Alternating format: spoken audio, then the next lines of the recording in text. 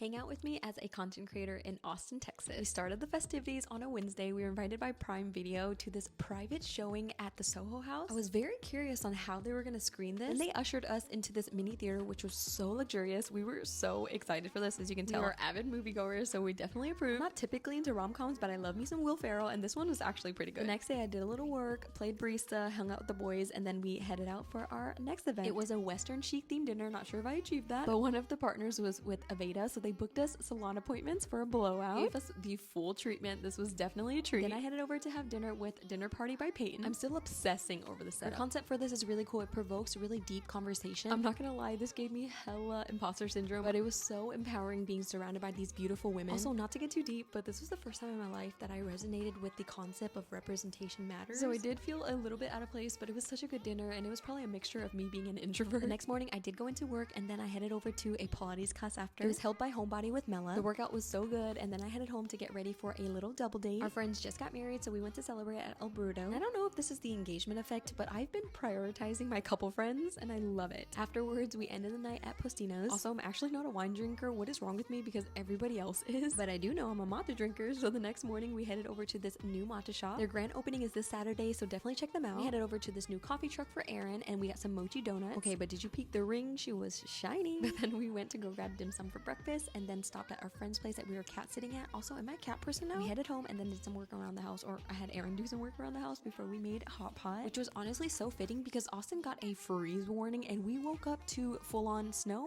or our version of snow. It was so fun while it lasted for the 2 seconds that it did. The boys really enjoyed it, as you can see. Of course, I had to make my little matcha, but also, are you an ice person through and through no matter what the weather is? I swear, I crave things like ice cream in the cold. I decided we were gonna take a whole snow day, so we took a little walk at Mueller. I don't know about you, but I love going around town when nobody's out. The cold weather also makes me love making smell pots for some reason, so that's exactly what we did. I used the extra ingredients to make us a little wellness drink, and yes, I do drink the peel. I also made a little bit of rosemary water because I swear Erin's balding, but don't tell him I told you that. We ended the day with some work and the show that we're on. Thanks for spending the week with me.